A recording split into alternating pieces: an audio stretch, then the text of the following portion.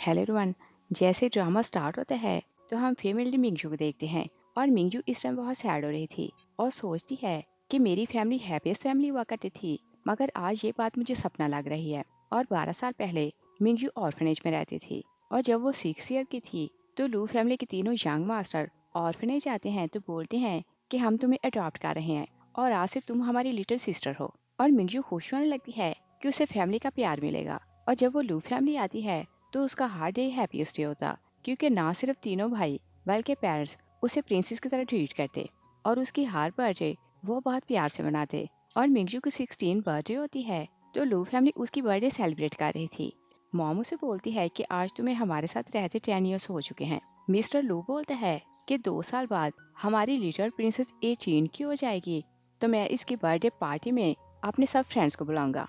First brother बोलते हैं कि मुझे विश्वास है कि हमारी लिटिल सिस्टर वर्ल्ड की हैप्पीएस्ट पर्सन होगी। तो मिंगजू बोलती है कि मैं सिर्फ ये चाहती हूँ कि आप सब चेंज ना होना। तो सारी फैमिली उसे प्रॉमिस करती है कि हम लोग कभी चेंज नहीं होंगे। तो मिंगजू केक काटने लगती है और ऑर्फनेज में उसकी लाइफ बहुत मिजरेबल थी तो वो उस पेन को भूल चुकी थी और वो खुश होकर केक काटने लगती है तो सोचती है कि दुख के दिन खत्म हो चुके हैं और मेरी लाइफ में कभी सैडनेस नहीं आएगी।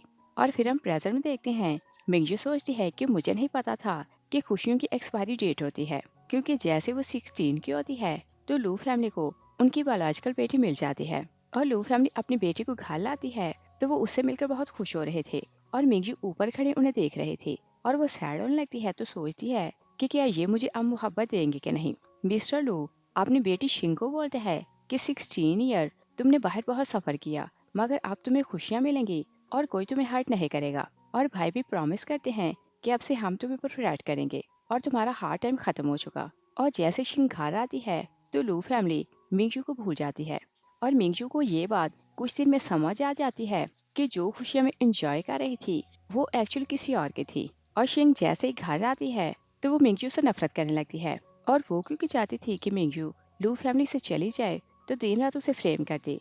और लू फैमिली क्योंकि अपनी बेटी से बहुत ज्यादा मोहब्बत करती थी तो वो शिंग की हर बात का ट्रस्ट करते और मिंगजू को कोई बात नहीं सुनते थे।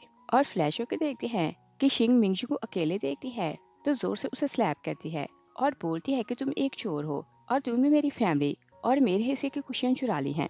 मिंगजू से बोलती है कि मैंने कुछ भी चोरी नहीं किया, ये सब कुछ तुम्हारा ही है। और शिंग हर तरह उसे घर से निकालना चाहती थी तो जैसे फैमिली को आते देखती है तो नीचे गिरने लगती है और वो चाहती थी कि वो इस सब के लिए मिंगजू को ब्लेम करे।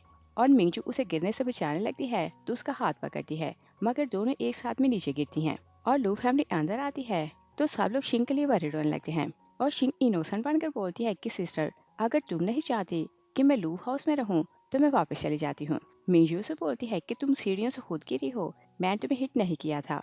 मॉम उसे जोर से स्लैप करती है तो बोलती है कि तुम अपनी मिस्टेक मानने के बजाय इसे ही ब्लेम कर रही हो और तुमने झूठ बोलना कब सीखा। और मिंगजू उन्हें क्लियर करने लगती है तो मॉम उसे बोलती है कि तुम अडॉप्टिव हो और शिंग मेरी रियल बेटी है और तुमने हिम्मत कैसे की कि इस पर हाथ उठाओ। और क्या तुम्हें नहीं पता कि इसे हार्ट का प्रॉब्लम है तो इसके साथ कुछ भी हो सकता था।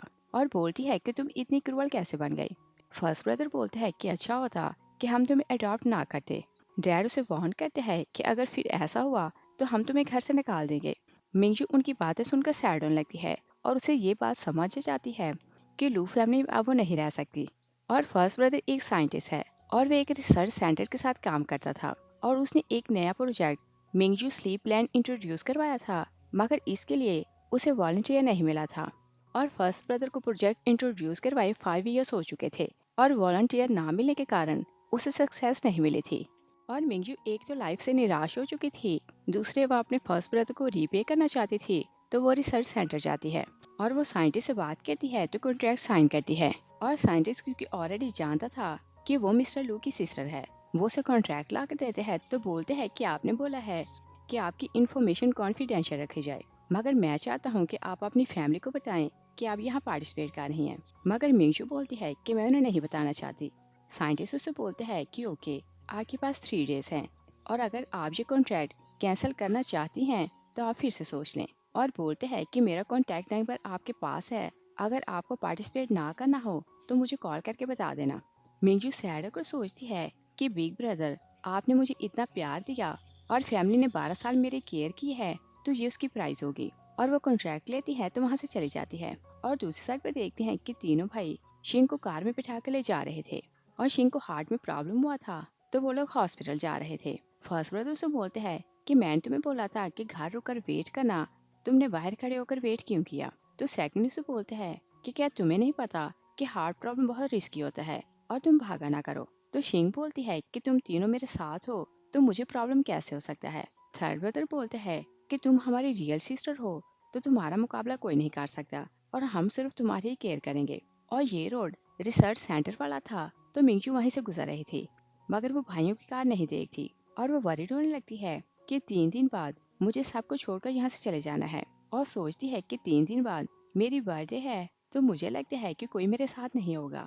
और उसे क्योंकि शुगर का प्रॉब्लम था और जैसे बहुत ज़्यादा टेंशन लेती है तो उसकी शुगर लो हो जाती है, वो नीचे गिर जाती है। फर्स्ट ब्रदर उसे देख लेते हैं तो कार रोकते हैं और बोलते हैं कि लिटिल सिस्टर को कुछ हुआ है।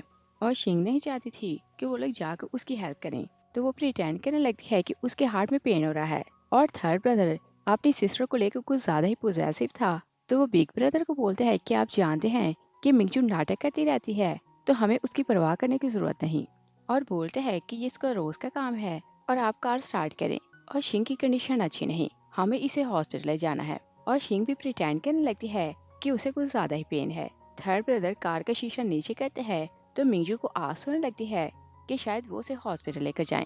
मगर थर्ड ब्रदर बोलते हैं कि ये नाटक बहुत अच्छा है, मगर कहीं और जाकर मरने का नाटक करो। वो लोग चले जाते हैं तो मिंजू सैडो को सोचती है कि अगर मैं वर्ल्ड से डिसअपीयर हो जाऊं तो आपको परवाह नहीं होगी। मगर वो क्योंकि अपनी फैमिली से बहुत ज्यादा मोहब्बत करती थी, तो उनकी एटर्नल हैप्पीनेस की विश मांगती है। तभी वो बेहोश हो जाती है और मिंजू आंखें खोलती है तो वो हॉस्पिटल में थी और तीनों भाई उसके पास थे और उसके लिए वरीड हो रहे थे। बड़ा भाई बोलता है कि तुम आंखें खोलो, तुम्हें क्या हुआ। तो सेकंड ब्रदर बोलते हैं कि हम बेस्ट डॉक्टर को बुलाकर तुम्हारा चेकअप करवाते हैं। थर्ड ब्रदर बोलते हैं कि मिस्टेक मेरी है, मैं तुम्हारी बात का ट्रस्ट नहीं किया। तीनों भाई उसे अपोलोजाइज करते हैं और बोलते हैं कि हमने तुम्हें निग्लेक्ट करके अच्छा नहीं किया। याओ उनकी बात सुनती है तो रोने लगती है। बिग ब्रदर बोलते हैं कि रोने की जरूरत नहीं और वो उसके आंसू साफ करने लगते हैं। और मिंगजू अपने भाई का हाथ पकड़ने लगती है कि वो जाग जाती है और वो सामने आंट जैन को देखती है तो सोचती है कि ये तो एक सपना था। और आंट जैन लू फैमिली की सर्वेंट है और आंट जैन ने उसे रास्ते में देखा था, तो वही उसे हॉस्पिटल आई थी। और आंट जैन को पता था कि उसे लो शुगर की डिजीज है, तो वो उसे बोलती है कि मैं तुम्हारी पोरिश लाई हूँ, तुम ये खाकर बेटर फील करोगे। और फिर बोलती है कि तुम अपनी फैमिली को इस डिजीज के बारे में क्यों नहीं बताती। मिंगजू बोलती है कि मुझे लगता था कि अगर मैंने उन्हें बताया तो वो लोग वरीड होंगे। और फिर वो उन्हें बताने लगती है कि अगर अब मैं उन्हें बताऊं तो वो मेरी बात का ट्रस्ट नहीं करेंगे, मगर वो चुप हो जाती है। तभी मिस्टर और मिसेस लू आते हैं, तो मिंगजू को लग रहा था कि वो वरीड होकर उसके लिए आए हैं। वो उन्हें देखकर खुश होने लगती है। मिस्टर लू उसे देखते हैं तो बोलते हैं कि हम लोग रॉन्ग रूम में आ गए और शिंग दूसरे रूम में है। और फिर वो मिंगजू पर गुस्सा करने लगते हैं और बोलते हैं कि तुम्हारे साथ प्रॉब्लम क्या है, तुम ऐसे काम क्यों करती हो। और उन्हें यही लग रहा था कि मिंगजू नाटक कर रही है कि वो सिख है। मिसेस लू बोलती है कि तुम टाइम वेस्ट ना करो, हमें शिंग को देखना है। वो लोग चले जाते हैं तो मिंगजू रोते हुए पोरिज खाने लगती है। आन जैन बोलती है कि पहले तो सब कुछ बहुत ठीक था, तो ये सब चेंज कैसे हो गए। और मिंगजू ने आन जैन को बता दिया था कि वो स्लीपिंग प्लान में पार्टिसिपेट करने वाली है। तो आन जैन से बोलती है कि क्या आप रियल में उस प्रोजेक्ट को ज्वाइन करना चाहती हैं। मिंगजू बोलती है कि ये रिसर्च भाई की 5 साल की स्ट्रगल है, तो ये लास्ट काम है जो मैं लू फैमिली के लिए कर सकती हूँ। और आंट से प्रॉमिस लेती है कि आप ये बात सीक्रेट रखना। तभी शिंग सोशल मीडिया पर वीडियो पोस्ट करती है, तो मिंगजू उसे देखने लगती है। और वीडियो में शिंग अपनी फैमिली अपने फॉलोअर्स को दिखा रही थी और बताती है कि देखो मेरी फैमिली कितनी हैप्पी फैमिली है। और बताती है कि मेरी मामूली पोरिश लाई है।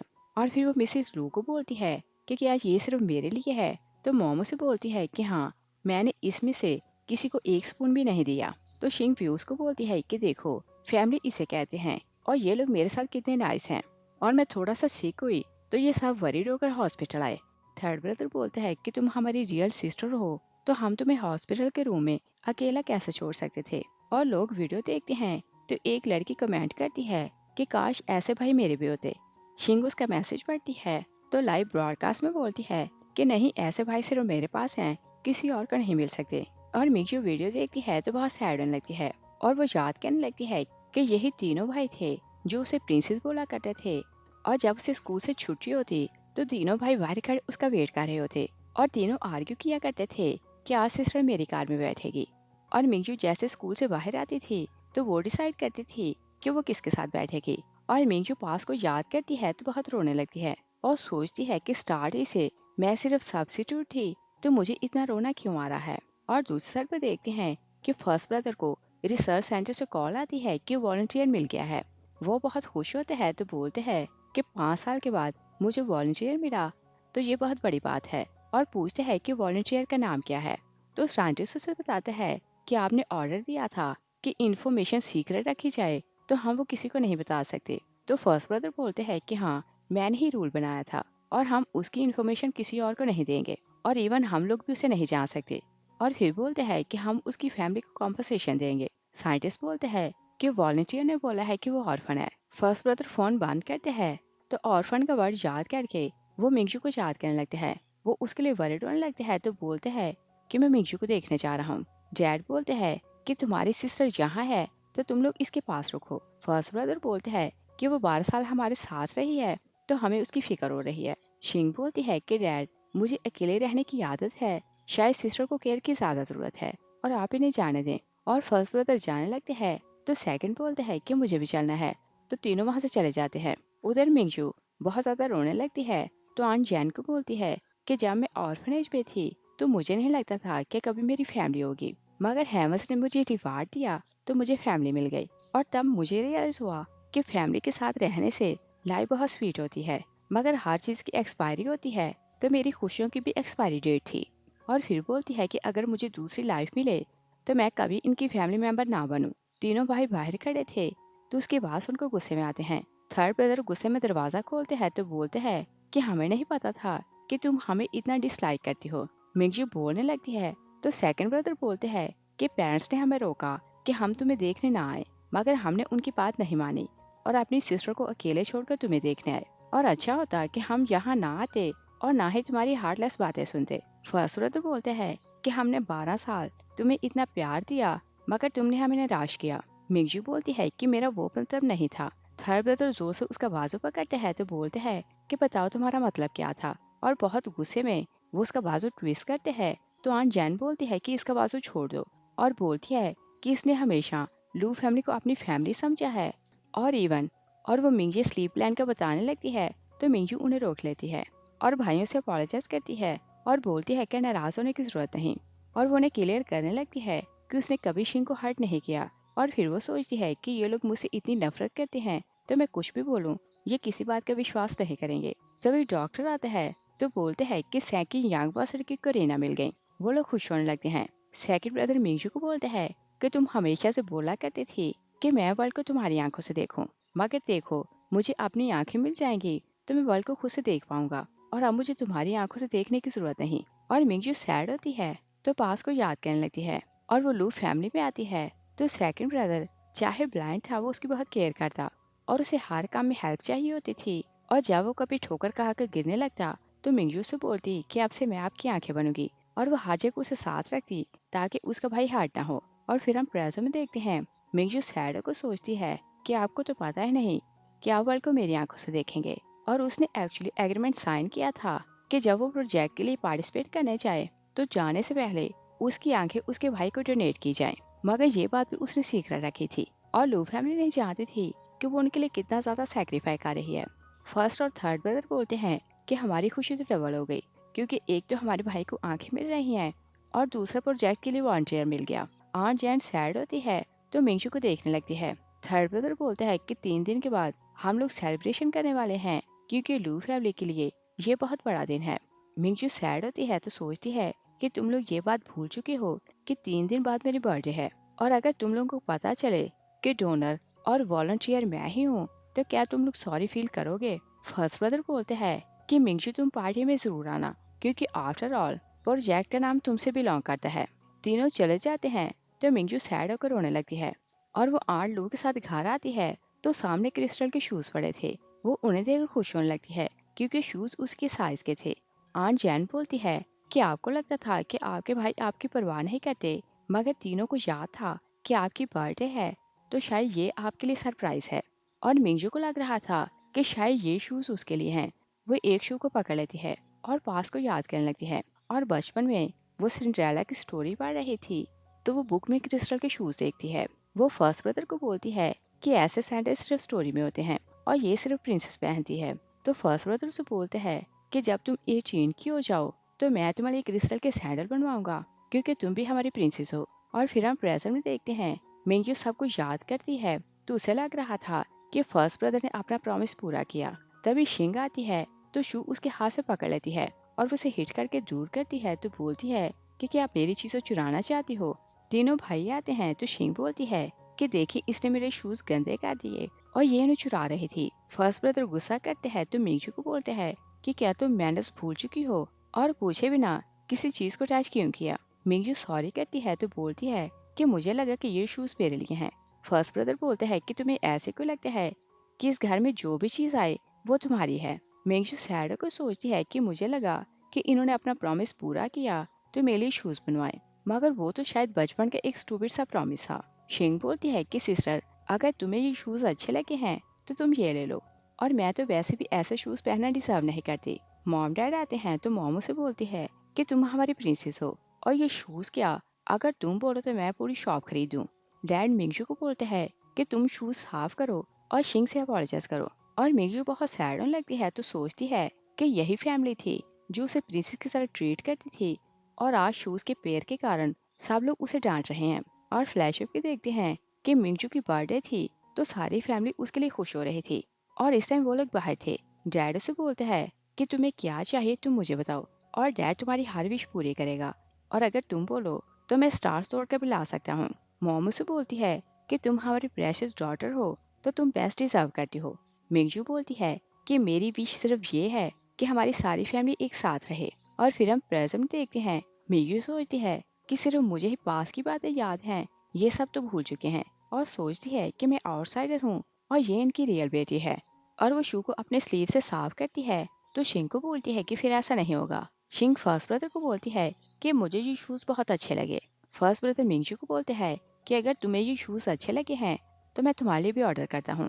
मिंगजू बोलती है कि मुझे इनकी ज़रूरत नहीं। थर्ड ब्रदर गुस्सा करते हैं तो बोलते हैं कि तुम अनग्रेटफुल हो, और वो उसे हिट करके गिराते हैं तो बोलते हैं कि हमने सालों तुम्हारी केयर की मगर तुम्हें किसी चीज़ की परवाह ही नहीं, और बोलते हैं कि हमने तुम्हें ज़्यादा ही स्पॉइल कर दिया है और मैंने तुम्हें ज़रा सा टच क्या किया, तुम तो ऐसे कर रही हो कि बहुत वीक हो गई हो, तो इतने से गिर गई। सब लोग वहाँ से चले जाते हैं तो मिंजू और सैड होने लगती है, और फिर जैसे वो अपने रूम में जाती है तो उसका सामान एक कार्टन में पैक था। वो बोलती है कि मेरा सामान किसने पैक किया। तभी शिंग भाइयों के साथ वहाँ आती है तो फर्स्ट ब्रदर बोलते हैं कि शिंग को हार्ट का प्रॉब्लम है तो ये सीढ़ियाँ नहीं चढ़ सकती, और मॉम ने बोला है कि अब से ये यहाँ रहेगी, और इस रूम में सूरज की रोशनी ज्यादा आती है तो इसे प्रॉब्लम नहीं होगा। मिंजू बोलती है कि ये रूम तो मेरा था। थर्ड ब्रदर बोलते हैं कि क्या तुम हमसे आर्ग्यू करोगे। मिंजू सोचती है कि मुझे कौन सा सारी लाइफ यहाँ रहना है, और सिर्फ 3 दिन है तो मैं कहीं भी रह सकती हूँ।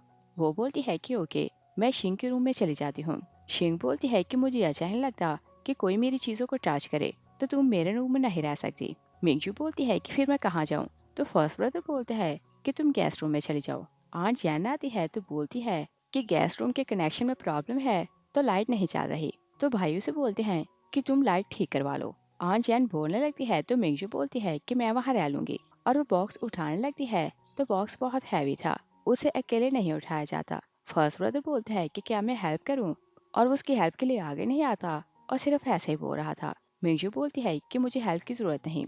तभी शिंग उसके पास आती है तो बोलती है कि ये मेरी चीजें छीनने का रिजल्ट है, और आगे देखो तुम्हारे साथ क्या होता है। आंट जैन मिंगजू की हेल्प करती है तो बॉक्स उठाकर ले जाती हैं, और वो लोग गेस्ट रूम में जाती हैं तो मिंगजू रूम देखती है तो पास को याद करने लगती है। और तीनों भाई जब उसे अडॉप्ट करके घर लाए थे तो वो उसे उसका रूम दिखाते हैं और बताते हैं कि हमने तुम्हारे लिए कॉस्ट्यूम बेड बनवाया है और फ्रांस से मंगवाया है, और हर चीज इम्पोर्टेंट थी। और फिर हम प्रेजेंट में देखते हैं मिंगजू सब कुछ याद करती है तो सोचती है कि अब मैं लू फैमिली के लिए कुछ भी नहीं, और वह सामान निकालने लगती है। तभी उसे अपनी पेट कैट याद आती है तो वो उसे ढूंढने बाहर जाती है, और उसे अपनी कैट नहीं मिलती तो वो भाइयों के पास आती है तो बोलती है कि मेरी कैट कहाँ है। और फर्स्ट ब्रदर शिंग को मेडिसिन लगा रहा था तो बोलते हैं कि देखो तुम्हारी कैट ने क्या किया, और उसने हमारी सिस्टर को हर्ट किया। मिंगजू बोलती है कि वो ऐसा नहीं करती, तो थर्ड ब्रदर उसे बोलते हैं कि तुम्हारी कैट ने हमारी सिस्टर को हर्ट किया है, तो वो आपसे इस घर में नहीं रह सकती। मिंजू बोलती है कि ओके, मैं उसे ढूंढ लूँ तो उसे लेकर यहाँ से चली जाऊंगी। वो वहाँ से चली जाती है तो सेकंड ब्रदर बोलते हैं कि क्या आपको नहीं लगता कि हम उसके साथ ज्यादा रूड हो रहे हैं? तो फर्स्ट ब्रदर बोलते हैं कि मैं जाकर चेक करता हूँ। और मिंजू बाहर जाती है तो हर तरफ अपनी कैट को ढूंढने लगती है। तभी उसे डस्टबिन के पास ब्लड नजर आता है और वो जाकर वहाँ देखती है तो उसकी कैट को किसने मार दिया था। वो अपनी कैट को देखकर शॉक रह जाती है। तभी तीनों भाई और शिंग आते हैं। शिंग आगे जाती है तो मिंजू के कान में बोलती है कि मेरा गिफ्ट कैसे लगा। मिंजू गुस्से में आती है तो उसकी नेक पकड़ती है और बोलती है कि तुमने मेरी कैट को क्यों मारा। फर्स्ट ब्रदर उसका हाथ छुड़ाते हैं तो बोलते हैं कि क्या तुम क्रेजी हो गई हो। मिंजू बोलती है कि इससे पूछें कि इसने मेरी कैट को क्यों मारा। थर्ड ब्रदर उसे जोर से स्लैप करते हैं तो बोलते हैं कि ये तो उसकी केयर कर रही थी, मगर तुम्हारी कैट ने इसे स्क्रैच डाले। और बोलते हैं कि वो सिर्फ एक कैट थी, अगर मर गई है तो मैं और खरीदूंगा, मगर तुम इतना तमाशा ना करो। सेकंड ब्रदर बोलते हैं कि बाहर बहुत ठंड है तो हम लोग अंदर चलते हैं। वो लोग चले जाते हैं तो मिंजू बहुत रोने लगती है और वो एक गड्ढा खोदती है तो अपनी कैट को दफन करती है और वहीं बैठ कर रोने लगती है। तो बोलती है कि मैं अपनी बातें किसे शेयर करूंगी, क्योंकि अब मेरा कोई भी नहीं। और दोनों भाई ऊपर खड़े उसे देख रहे थे। थर्ड ब्रदर बोलते हैं कि इतनी स्नोफॉल हो रही है तो ये स्टबर्न होकर बाहर क्यों बैठी है। तो बिग ब्रदर उसे बोलते हैं कि तुम बताओ कि तुमने उसे जोर से स्लैप क्यों किया था। और बोलते हैं कि तुम तो ऐसे नहीं थे तो तुम्हें क्या हो गया। और सेकंड ब्रदर अम्ब्रेला लेता है तो मिंजू का आवाजें देते वहीं आ रहा था। और मिंजू क्योंकि बहुत ज्यादा रो रही थी तो वो बेहोश हो जाती है। दोनों भाई उसे देखते हैं तो भागते नीचे आते हैं।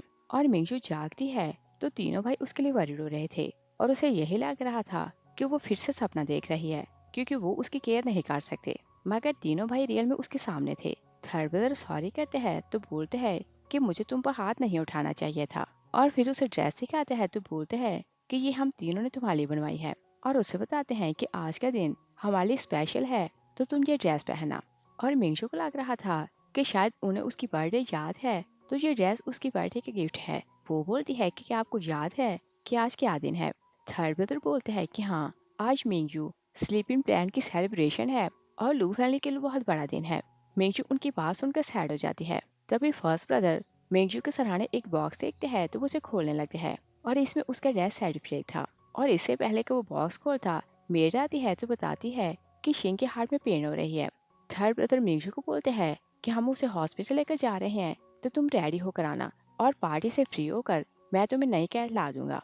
और रात को पार्टी थी तो मिंजू ड्रेस पहनकर वहाँ आती है और उसे अभी तक यही लग रहा था कि शायद लू फैमिली को याद आ जाए कि आज उसकी बर्थडे है। फर्स्ट ब्रदर सामने जाते हैं तो मीडिया और गेस्ट को बताते हैं कि जब मैंने प्रोजेक्ट स्टार्ट किया था तो हमारी रियल सिस्टर हमें नहीं मिली थी और मैंने प्रोजेक्ट का नाम मिंजू स्लीपिंग प्लान रखा था, मगर अब हमें हमारी सिस्टर मिल चुकी है तो प्रोजेक्ट का नाम शिंजू है।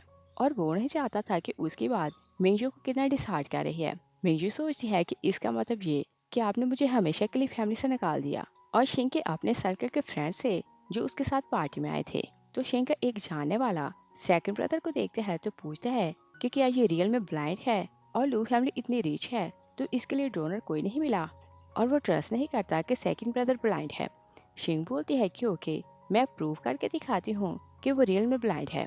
वो सेकंड ब्रदर को बोलती है कि आप मेरे पास आए और मुझे आपको अपने फ्रेंड से मिलवाना है। और सेकंड ब्रदर आगे आने लगते हैं तो शिंग अपनी फ्रेंड को इशारा करती है तो वो पीठ के सामने से हट जाता है। और उसकी इंटेंशन यही थी कि सेकंड ब्रदर पीठ पर गिरेगा तो वो जल जाएगा। और सेकंड ब्रदर जैसे ही आगे आने लगते हैं तो फ्रेंड पीछे हो जाती है। तभी सेकंड ब्रदर का पाँव अटक जाता है तो वो गिरने लगते हैं। और मिंजू देख रही थी तो वो भाई को बचाने के लिए आगे आती है। शिंग उसके सामने पाँव करती है तो मिंजू गिरने लगती है, मगर वो भाई को हिट करती है तो उसे दूर लेकर गिर जाती है।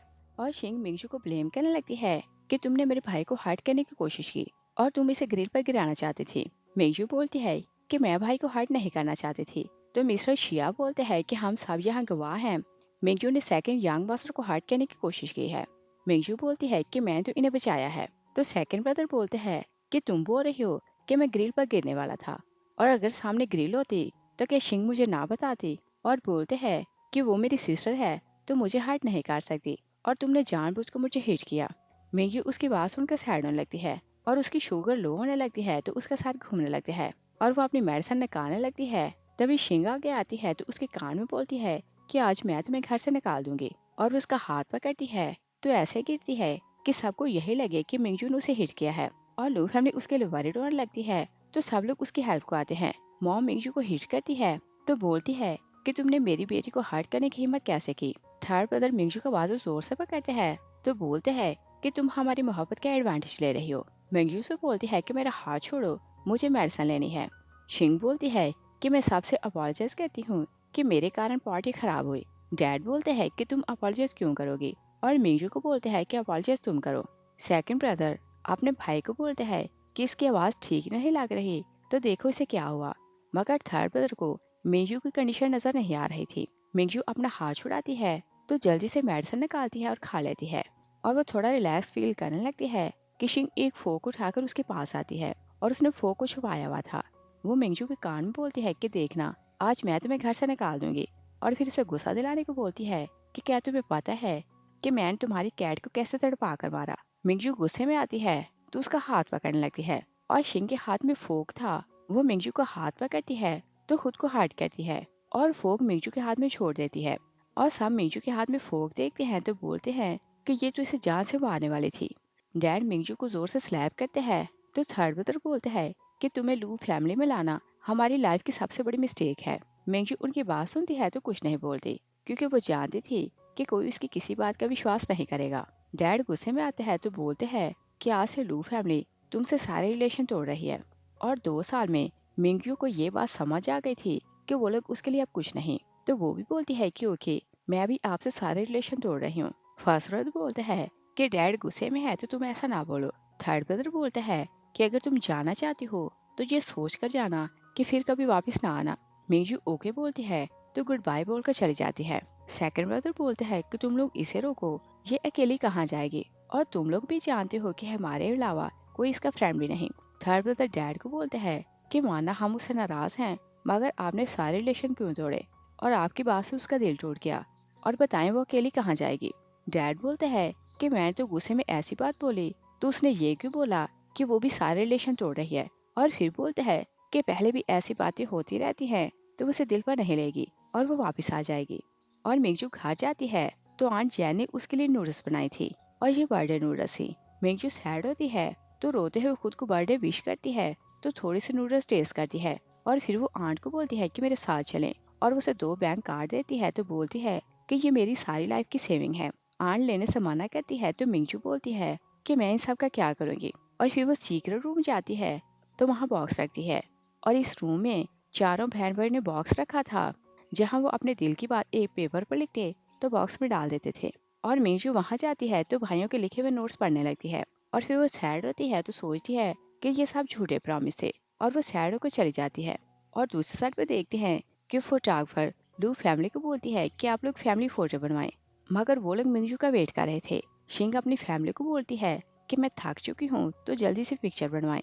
थर्ड ब्रदर बोलते हैं कि हम लोग मिंगजू का वेट करेंगे। शिंग मुंह बनाने लगती है तो मोमो से बोलती है कि 12 साल वो हमारे साथ रही और वो हमेशा से चाहती थी कि हम लोग फैमिली फोटो बनवाएं, मगर सबको एक साथ इकट्ठे होने का टाइम नहीं मिला, और बोलती है कि हम उसका वेट करेंगे। शिंग बोलती है कि आज डेट क्या है। थर्ड ब्रदर बोलते हैं कि आज 14 फरवरी है, और फिर से सडनली याद आता है कि आज तो मिंगजू की बर्थडे है। वो भाइयों को बोलते हैं कि हम उसकी बर्थडे कैसे भूल गए। सेकंड ब्रदर बोलते हैं कि इसी कारण वो इतनी सैड हो रही थी कि आज उसकी बर्थडे थी तो हमने इतना बैडली उसे ट्रीट किया, और सारी फैमिली उसके लिए वरीड होने लगती है तो मनाने के लिए घर जाती है। शिंग अपनी फ्रेंड को बोलती है कि फाइनली मैंने मिंगजू को लू फैमिली से निकाल ही दिया और अब ये लोग कुछ नहीं कर सकते, और बोलती है कि लू फैमिली इतनी फूल है कि उन्हें पता ही नहीं कि उनकी अडॉप्टेड बेटी उनकी रियल बेटी थी। फ्रेंड बोलती है कि क्या ये बात उन्हें पता नहीं चलेगी। शिंग बोलती है कि अब कुछ नहीं हो सकता और मिंगजू तो पता नहीं कहाँ चली होगी, तो ये बात उन्हें कौन बताएगा। और लू फैमिली घर जाती है तो मिंगजू घर छोड़कर जा चुकी थी, और वो सारा घर चेक करने लगते हैं मगर उसे ढूंढ नहीं पाते।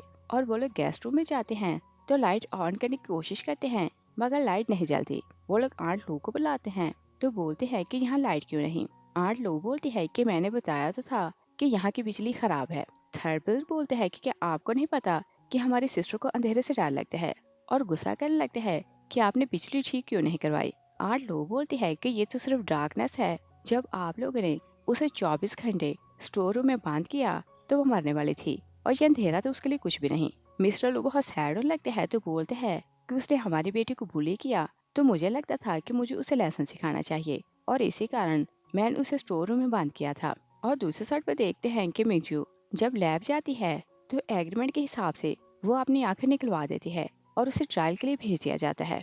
और इधर फर्स्ट ब्रदर मिंजू को कॉल करते हैं मगर उसका नंबर बंद जा रहा था। वो बोलते हैं कि सिस्टर पता नहीं कहाँ होगी। तो थर्ड ब्रदर बोलते हैं कि आंट लू को पता होगा और वो मिन्नतें करने लगते हैं कि हमें सिस्टर का पता बताएं कि आंट जैन को पता होगा।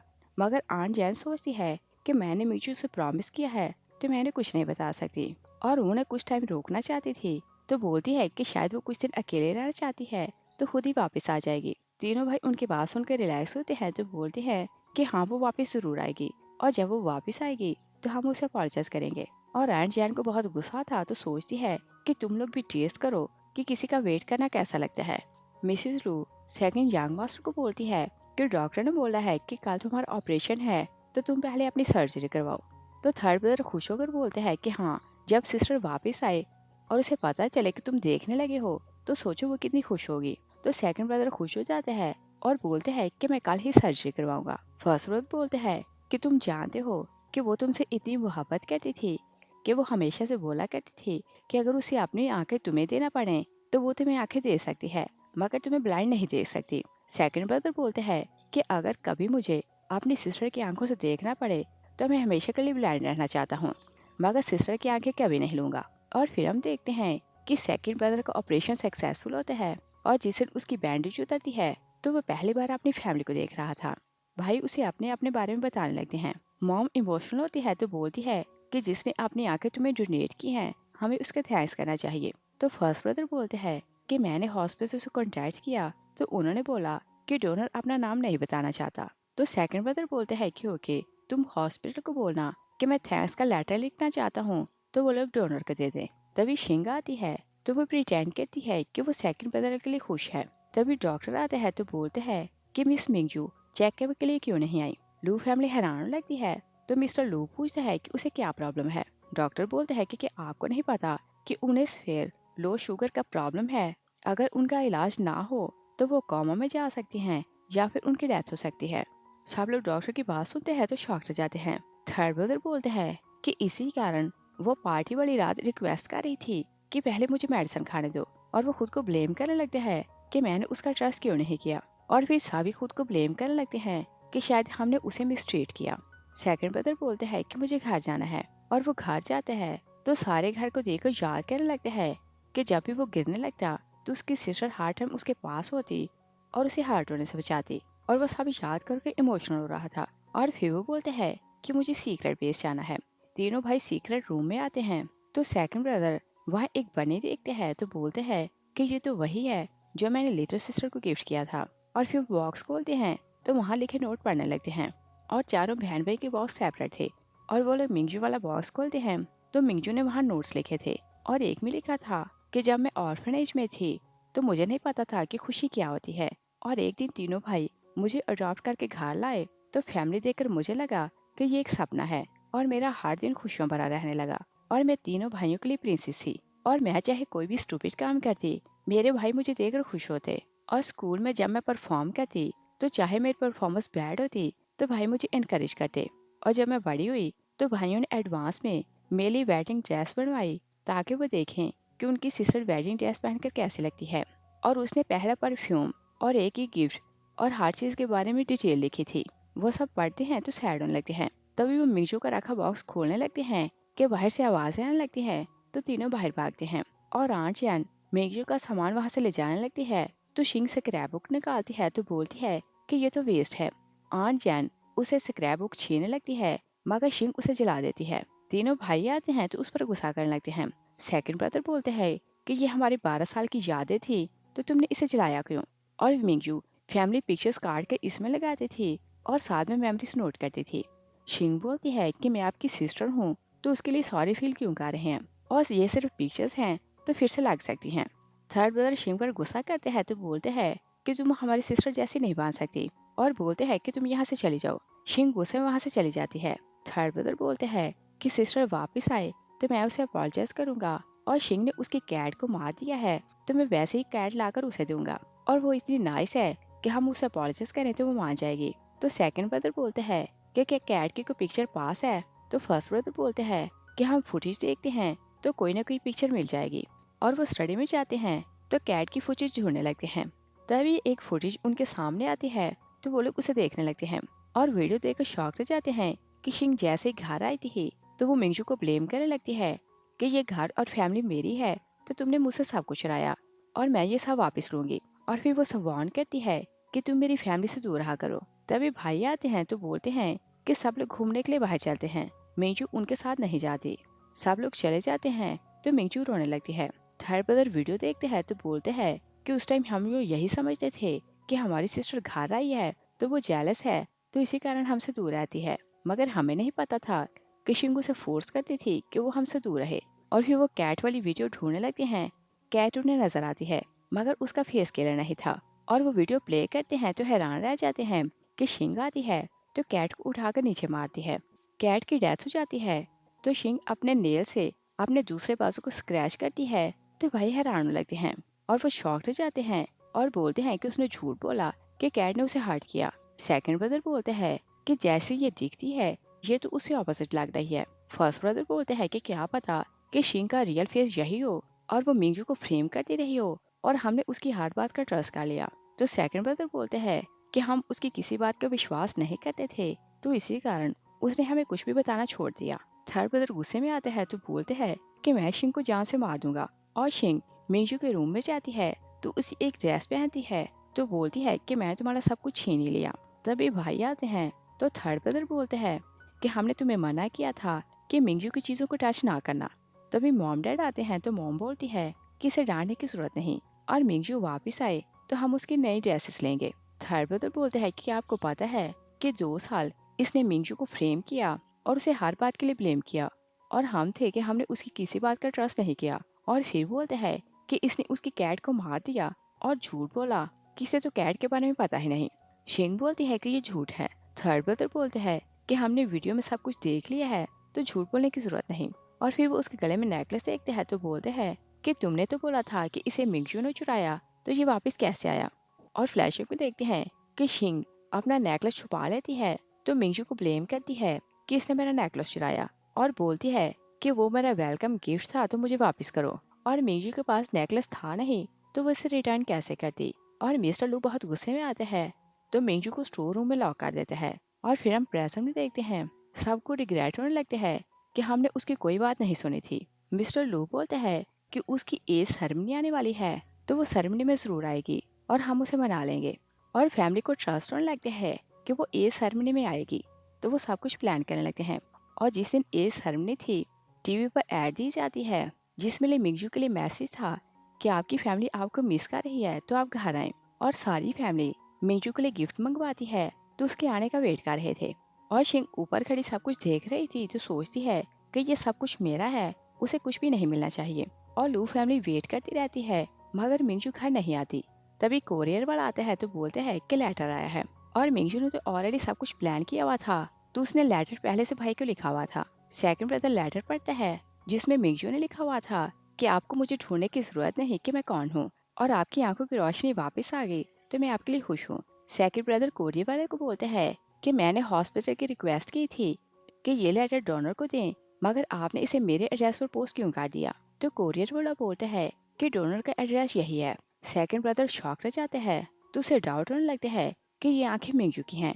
वो भागकर उसके रूम में जाते हैं तो ड्रॉर चेक करने लगते हैं और एक ड्रॉर से उसे एक कॉन्ट्रैक्ट मिलता है तो उसे पता चलता है कि मिंगजू ने उसे आंखें डोनेट की थी।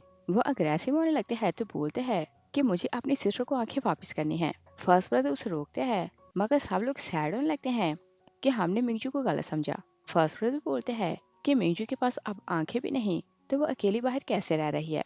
और सब आंट जैन की मिन्नतें करने लगते हैं कि बताएं कि सिस्टर कहाँ है। मिसिस लू आंट जैन के पाँव पकड़ने लगती है तो आंट जैन बोलती है कि सीक्रेट रूम में एक बॉक्स है तो जाकर देख लें और मैं और कुछ नहीं जानती। और वो लोग सीक्रेट रूम जाते हैं और जैसे ही बॉक्स खोलते हैं तो वहाँ डेथ सर्टिफिकेट था मगर उन्हें ये पता नहीं चलता कि मिंगजू प्रोजेक्ट के लिए पार्टिसिपेट कर रही है। और सब लोग रोने लगते हैं कि शायद उसकी डेथ हो गई। आन लो बोलती है कि अब सब कुछ लेट हो गया और फिर उन्हें बताती है कि मिस ने जाने से पहले आपके लिए कुछ और भी छोड़ा है। और वो उन्हें लॉकर की की देती है। तो लू फैमिली की एक यूएसबी मिलती है और उसमें एक वीडियो थी। सब लोग वीडियो देखने लगते हैं। तो मिंजू बोल रही थी कि ये वीडियो मैंने तब बनाई जब आपने मुझसे सारे रिलेशन तोड़ दिए हैं, और लास्ट टाइम मैं आपको मॉम डैड और भाई बुला रही हूँ। और फिर वो भाइयों को बोलती है कि आपने मुझे ऑर्फनेज से नहीं बल्कि डार्कनेस से निकाला था, और आपने मुझे सिखाया कि मोहब्बत क्या होती है। और 12 साल मैं बहुत खुश रही, और फिर हैमस को लगा कि मैं बहुत ग्रीडी हो गई हूँ, तो उसने मेरी खुशियाँ छीन ली। और वो क्लियर करती है कि आपको छोड़ के जाने के अलावा मेरे पास कोई चॉइस नहीं थी। और फिर वो फर्स्ट ब्रदर को बोलती है कि आप हमेशा मेरे लिए शील्ड बने और मुझे प्रोटेक्ट किया, और आप फिक्र न करें, आपको अपने प्रोजेक्ट के लिए वॉलंटियर मिल जाएगा और आप सक्सेसफुल होंगे। और फिर वो सेकंड ब्रदर को बोलती है कि अब आपके पास आंखें हैं तो अब आप सारी वर्ल्ड को देख सकते हैं। और थर्ड ब्रदर को एडवाइस करती है कि आपको स्टमक प्रॉब्लम है तो खाना टाइम से खाना और वाइन ना पीना। और एंड पर वो विश करती है कि अगर मुझे दूसरी लाइफ मिले तो मैं आपकी फैमिली नहीं बनना चाहती। शिंग घर आती है तो उसकी बातें सुनकर उसे बहुत खुशी हो रही थी। और जैसे वो लोग टीवी बंद करते हैं तो थर्ड ब्रदर पीछे शिंग को खड़े देखते हैं तो बहुत गुस्से में आते हैं। वो जाकर उसके नेक दबाता है तो बोलते हैं कि तुम्हारे कारण हमारी सिस्टर घर छोड़कर चली गई। और वो उसे हिट करके गिराता है तो शिंग बेहोश हो जाती है। और वो लोग उसे हॉस्पिटल आते हैं तो डॉक्टर बोलते हैं कि आप जानते हैं कि आपका हार्ट प्रॉब्लम जेनेटिक है, तो आपने इसका इलाज क्यों नहीं करवाया। सब हैरान होने लगते हैं कि हमारी फैमिली में किसी को हार्ट का प्रॉब्लम नहीं। और वो लोग सारी रिपोर्ट चेक करने लगते हैं तो वो लोग शॉक रह जाते हैं कि शिंग का ब्लड ग्रुप किसी फैमिली मेंबर से मैच नहीं करता। और उन्हें डाउट होने लगता है कि वो उनकी सिस्टर नहीं। वो लोग गुस्से में अंदर जाते हैं तो भाई शिंग को बोलते हैं कि बताओ कि तुम कौन हो। थर्ड ब्रदर शिंग का गला दबाता है तो बोलता है कि तुम हमारी सिस्टर नहीं। शिंग हंसने लगती है तो बोलती है कि हाँ, मैं तुम लोगों की सिस्टर नहीं। सब लोग शॉक रह जाते हैं। फर्स्ट ब्रदर बोलते हैं कि हम तुम्हें पुलिस स्टेशन भेजेंगे, तुमने फेक रिपोर्ट बनवाई और हमें धोखा दिया। शिंग बोलती है कि रिपोर्ट तो रियल थी, मैं तो बस नाम चेंज किया। सब लोग हैरान होते हैं तो बोलते हैं कि बताओ कि तुम रियल में कौन हो और हमारी बेटी कौन है। तो शिंग बोलती है कि वो आपके साथ रहती थी मगर आपने उसे पहचाना नहीं। और वो मिंजू का नाम लेती है तो मिस्टर लू बोलते हैं कि ये झूठ है। शिंग बोलती है कि मुझे तो बहुत अच्छा लगा कि तुम लोगों ने अपने हाथ से अपनी बेटी को हर्ट किया। थर्ड ब्रदर गुस्से में आते हैं तो उसे हिट करके गिराता है और बोलते हैं कि पहले तुमने उसकी कैट को मारा और फिर हमारी सिस्टर को घर से निकाल दिया। शिंग बोलती है कि सिर्फ यही नहीं, मैं सीढ़ियों से खुद गिरी थी और तुम फूल्स ने उसे स्टोर में लॉक कर दिया और उसे ब्लेम किया।